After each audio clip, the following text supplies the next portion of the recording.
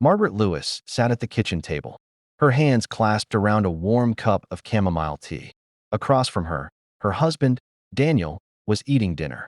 The dim light above them made the shadows on his face sharper. The two had been married for 18 years, but lately, the love had drained out of their home like water slipping through a cracked vase. Arguments had replaced laughter, and silent meals had become the new normal. Daniel chewed slowly, unaware that Margaret's heart was pounding in her chest. She had been planning this night for weeks. On the surface, she was the same calm wife, but inside, her mind was a storm. She had convinced herself that ending his life was the only way to free herself from the cage their marriage had become. She had done her research quietly, reading about poisons late at night on her phone while Daniel slept. Rat poison was easy to buy if you claimed you had a pest problem. She found one that dissolved without smell or taste, perfect for the plan she had built in her mind. That evening, she had cooked his favorite meal, roast chicken with garlic butter and mashed potatoes. She wanted him relaxed, trusting, with his guard down. Before bringing the plate to the table, she mixed the fine, white powder into the gravy, stirring until it vanished completely. Daniel glanced at her while eating. "This is good," he said between bites. Margaret forced a soft smile. "I thought you'd like it. It's been a while since I made this." They talked very little after that. She sipped her tea and watched him eat every spoonful. When the plate was clean, Daniel stretched and yawned. "I'm going to bed," he said, rubbing his eyes. "Good night," Margaret replied, her voice steady though her stomach twisted in knots. She waited exactly 30 minutes before hearing the first cough from the bedroom. Then came a muffled groan. Margaret walked slowly to the door and pushed it open. Daniel was lying on the bed, clutching his stomach. His face was pale and sweaty, his breathing shallow. "And Margaret, call an ambulance," he whispered. She stood there for a moment, her expression blank. "It's okay," she murmured, though her voice carried no warmth. "Just rest." His eyes widened in panic, but within minutes, his movements slowed. She sat beside the bed, watching the life leave him. When his chest stopped rising, Margaret exhaled deeply. It was done. The next morning, she made the call, her voice trembling in fake shock. The doctors later told her it was a massive heart attack. No one suspected anything else. Margaret suggested cremation, claiming Daniel hated the idea of being buried. Within 2 days, his ashes were placed in a small, bronze urn on the mantel. 5 days later, on a quiet evening, she sat reading in the living room. A knock sounded at the front door. She froze. Another knock, louder this time. She walked to the door, her fingers trembling as she turned the knob. When it swung open, she dropped the book. In her hand, Daniel stood there. His face was pale, his eyes unreadable. "Hello, Margaret," he said slowly. Her knees almost gave way. Emily stood frozen, her hand still gripping the edge of the door. She could not breathe. Her mind was racing, trying to make sense of what she was seeing. It was impossible. The man standing there was wearing the same kind of gray sweater her husband always wore at home. His hair was the same brown with strands of gray near the temples. His voice, when he spoke, was exactly the same, calm and deep. "Emily," he said softly, "aren't you going to let me in?" Her heart pounded so loud she could barely hear her own thoughts. She looked at him closely, expecting to see a trick, perhaps a mask, or a stranger who looked like him. But the eyes were her husband's. She had looked into those eyes for 12 years. She had watched those eyes close in sleep, watched them crinkle when he smiled. You can't be here," she whispered. He tilted his head in confusion. "Why not?" Emily's hands shook. "Because you're dead." He laughed, a slow, confused laugh. "Dead? What are you talking about? I've been away on a trip, remember?" She stepped back, her stomach twisting into knots. "Trip? You?" She stopped herself. This couldn't be happening. She had seen him fall to the floor. She had seen his face turn pale. She had heard the silence when his heart stopped. She had called the ambulance and heard the doctor declare him gone. She had signed the papers at the crematorium. Her mouth went dry. I saw you. I saw you in the coffin." "I've never been in a coffin in my life," he replied, stepping forward. "Emily, what's going on? Why do you look like you've seen a ghost?" The word ghost sent a shiver down her spine. Was he a ghost? But no, he looked solid. He cast a shadow in the porch light. His breath came out in small white clouds in the cold air. She stepped aside slowly, and he walked into the living room. The smell of him, soap and the faint Scent of his aftershave was exactly the same as before. He put his bag down, like he always did after coming home from work. Her knees felt weak. "Where have you been?" she asked. "Emily, I told you," he said, looking puzzled. "I had that work conference in Chicago. I even left you a note." "No," she said firmly. "You never came home from work that day." He frowned. "I don't understand. You're acting strange. What happened while I was gone?" She stared at him, her thoughts racing. If he really was alive, then who had she poisoned? Whose body had been burned to ashes? And how had this man, the man she was sure she had killed, come back to her doorstep? Her hands felt cold. She realized she might not be looking at her husband, but at something wearing his face. And for the first time that night, Emily felt true fear. Maria's hand froze on the doorknob. For a moment, she thought she was hallucinating. The man on the porch was wearing a dark jacket and a calm smile. He looked exactly like Daniel. Same height, same warm brown eyes, same small scar above his right eyebrow. "Maria," he said softly. His voice was the same, deep and steady. Her lips trembled. "No, you're dead." He tilted his head, confused. "Dead? I don't understand. Can I come in?" Maria's mind screamed no, but her body stepped back automatically, letting him in. He walked inside as if nothing had happened, looking around their living room like it was just another day. She could smell his cologne, the same one she had given him for his birthday last year. She stared at him. "Daniel, I went to your funeral. I watched them close the casket. I had you cremated." His brow furrowed. "Maria, I've been away. I had to go somewhere for work. I couldn't tell you. I'm sorry." Her heart pounded so hard she thought it would burst. "For work? You were gone for 3 weeks. They found your body in a motel. The police." She stopped herself, realizing she was revealing too much. Daniel's eyes narrowed. "The police?" Maria quickly forced a smile, her mind racing. "Yes, there was a mistake. But if you're here, then..." She didn't finish the sentence. He walked to the fireplace, picked up a framed wedding photo, and studied it. "I thought about you every day," he said quietly. "But I had no choice. Things got complicated." Maria's mouth was dry. "Where have you really been?" He looked over his shoulder. "I can't tell you. Not yet. But I promise you'll understand soon." Every instinct told her to run, but she forced herself to sit. "You must be tired. Let me get you something to eat." In the kitchen, her hands shook so badly she could barely hold a glass. She thought about the night she had slipped the poison into his wine, the way he had gasped for air before collapsing. She had seen the body. She had signed the papers. She had scattered the ashes in the garden. So who, or what, was standing in her living room? When she returned, Daniel was flipping through the mail on the coffee table. "Bills, junk, more bills," he said with a laugh. But then he held up an envelope. "This one's from the crematorium. Why would they send you this?" Her stomach twisted. "Oh, just paperwork. Nothing important." She snatched it from his hand. He watched her with a strange expression. "Maria, is there something you're not telling me?" Before she could answer, there was a sudden knock at the door. They both turned. When Maria opened it, 2 police officers stood there. One of them held a photo of Daniel. "Mrs. Cross?" the taller officer asked. "We need to talk. There's been a development in your husband's case." Maria felt her legs weaken. Daniel looked from the officers to her, his eyes now cold. "Case," he repeated. Her nightmare was only just beginning. Detective Harold Simmons had been with the county police for over 20 years, but nothing in his career had prepared him for a man who had supposedly been cremated, knocking on his wife's door. When the call came in from a frightened neighbor about a dead man walking, Harold was skeptical. But when he arrived at Lily Carter's home and saw Thomas standing there in the flesh, wearing the same face from his obituary photo, his stomach tightened. "Mr. Carter, you were declared dead last week," Harold said slowly, watching for any signs of deceit. Thomas gave a tired smile. "I was never dead, detective, but I can tell you someone tried to make sure I was." Lily was sitting on the couch, pale and silent. She clutched a blanket tightly around her, but her hands trembled. Harold noticed.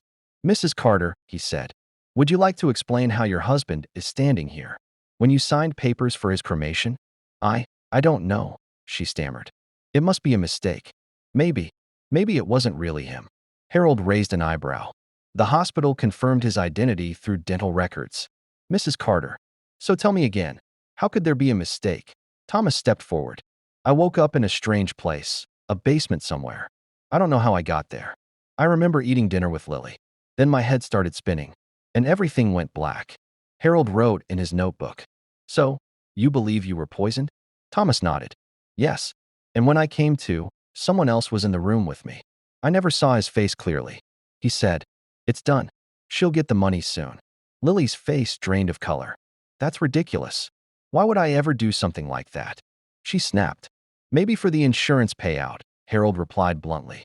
You claimed $250,000 after his death. The paperwork went through fast, too fast. I loved my husband, Lily shot back, her voice shaking. I wouldn't hurt him. But Harold had already made up his mind. Something about this case stank. He ordered officers to secure the house and take Lily in for questioning. Forensics would be sent to examine the kitchen and any remaining food for traces of poison. Meanwhile, Thomas stayed at the station, recounting every detail he could remember from the night of the poisoning. I heard a sound, like glass breaking, before I passed out. And when I woke up, I could smell gasoline. That statement made Harold pause. Gasoline? Yes, Thomas said firmly. It was strong, like they were burning something nearby. Harold made a mental note. The crematorium would have to be investigated next because if Thomas had been hidden away alive, then whose remains had been burned? As the day wore on, Harold began piecing together a disturbing timeline. The night Thomas vanished, Lily told neighbors he had been rushed to the hospital.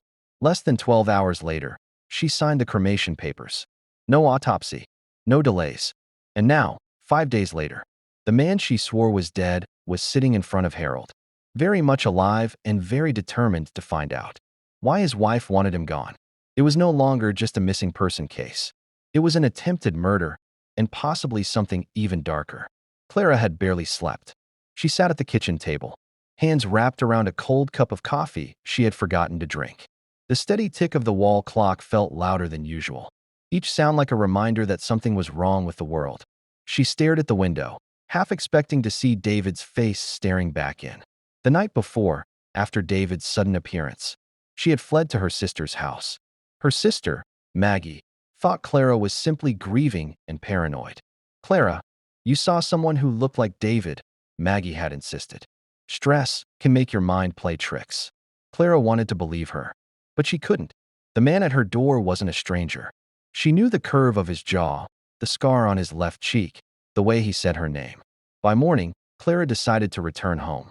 Maggie tried to talk her out of it, but Clara needed to see if anything had changed. The house was exactly the same as she left it, except for one detail: the coffee table in the living room had a fresh ring of moisture, as if someone had set down a wet glass recently. She hadn't been home all night. The phone rang. Clara jumped, nearly spilling her coffee. She picked up slowly, her voice shaking. Hello. There was a pause, then a deep voice said, Clara, why did you do it? Her heart stopped. Who is this? She whispered. You know who? The voice said calmly. You thought fire would erase me, but I'm still here. Clara's knees weakened. She held on to the counter for support. David. The voice chuckled. We'll talk soon. The line went dead. She stood there, frozen, the dial tone buzzing in her ear.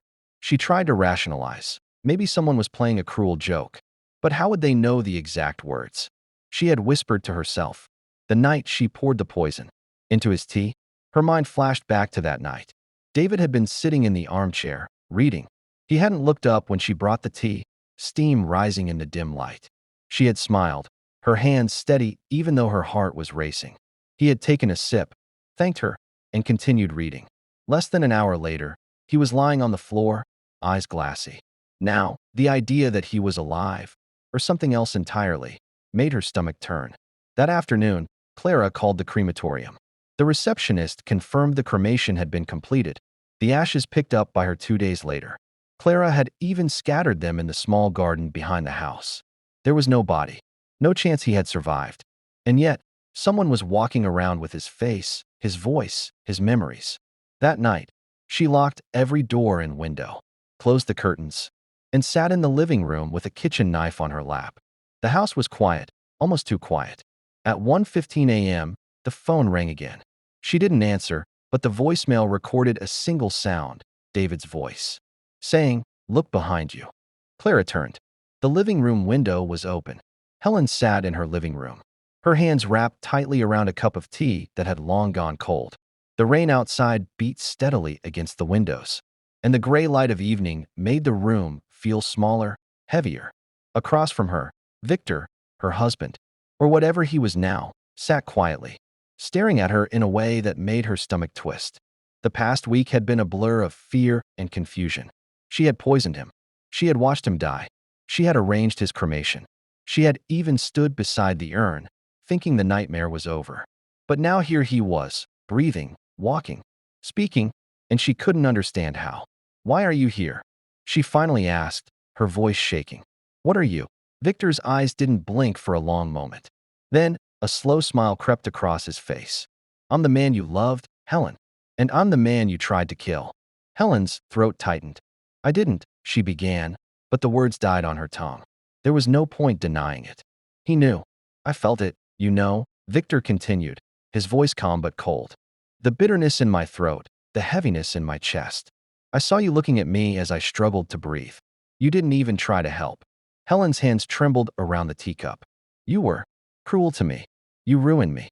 I wanted to be free." Victor leaned forward, elbows resting on his knees. "And you thought burning me to ash would erase me from your life? That's where you made your mistake, Helen. You never truly knew me." Her mind raced. She remembered the cremation. She had seen the body wheeled into the furnace. She had signed the papers. She had taken the urn home. So how could this be possible? She glanced at the hallway. The urn was still there, sitting on the shelf. Victor noticed her look. "Yes, I saw it," he said softly. "A jar of dust you thought was me. But it's not me. I'm here, Helen. And I have plans for you." Her breath caught. "Plans?" Victor's smile widened. "Oh, I'm not going to kill you. Not yet. That would be too kind. I want you to live with the same fear you gave me in those final moments. I want you to know what it's like to wake up every day wondering when your punishment will come." Helen's heart pounded in her ears. The air in the room felt thick, and she struggled to think clearly. She needed to get away from him, but she knew he would expect that. "Why now?" she asked, trying to keep her voice steady. "Why wait 5 days?" Victor's expression darkened. "Because I needed you to believe you'd gotten away with it. I wanted to watch the relief fade from your face. I wanted to see the fear return. And now that it's here," he leaned even closer, his voice a whisper, "I'm never leaving." Helen's fingers slowly loosened around the teacup. She realized her hands were no longer trembling from fear alone. They were trembling from rage. She had killed him once. If she wanted to survive, she would have to find a way to do it again. But this time, she wasn't sure if killing him would even work. The kitchen was quiet, except for the ticking clock above the stove. Martha stood by the counter, her hands trembling as she poured 2 glasses of water. One was for her, and one was for the man who looked like her late husband. Jonathan, if that was really his name, sat at the table, his face calm but his eyes sharp, studying every movement she made. "You're nervous," he said in a low voice. "I'm not," she replied quickly, forcing a smile. "You poisoned me before," he said, leaning back in his chair. "Do you think I'd drink anything you give me now?" Her hand froze halfway to the table. The water in the glass trembled as her fingers shook harder. "I don't know what you're talking about," she said. He gave a cold laugh. "You do, and you thought you got away with it. I remember the taste in my mouth that night. The bitterness. I remember feeling my chest burn. Then darkness." Martha's throat went dry. "That's impossible. I saw your ashes." "Those weren't mine," he said flatly. "The police found a body burned beyond recognition in the woods. The timing was perfect for you. They thought it was me. But I wasn't dead, Martha. I woke up in a hospital, weak but alive. And I've been watching you ever since." Her heart pounded. She wanted to run, but her legs felt like lead. "If you've been watching me," she whispered, "why didn't you come sooner?" "Because I wanted to know why," he said, leaning forward. His voice was calm, but his eyes burned with rage. "Why did you try to kill me?" She stared at him for a long moment. Then her lips parted in a small, twisted smile.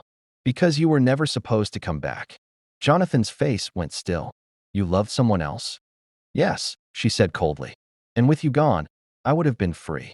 Free to live my life without your rules, without your control." Jonathan's jaw tightened. "So that's it. You were willing to kill for freedom." "Yes," she said without shame. "And I would do it again." For a moment, silence filled the room. Then Jonathan stood slowly. His shadow stretched across the floor toward her. "You had your chance," he said quietly. "But now it's mine." Martha's eyes widened as he moved toward her. She stepped back, but the counter stopped her. "Jonathan, wait." Her words were cut short as his hands shot out, gripping her throat. She struggled, kicking and clawing, but his grip was unyielding. The glasses of water tipped over, spilling across the table and dripping to the floor. Her breath came in short gasps. She tried to scream, but no sound came out. Her eyes bulged, and she felt the world grow darker. Jonathan leaned close, his voice a whisper against her ear. "Now we're even." A final gasp escaped her lips, and her body went limp in his hands. He let her drop to the floor, her head hitting the tiles with a dull thud. Jonathan stood over her for a moment, his chest rising and falling. Then, without looking back, he walked out of the house into the cold night. The front door closed softly behind him, leaving the kitchen silent again, except for the ticking clock.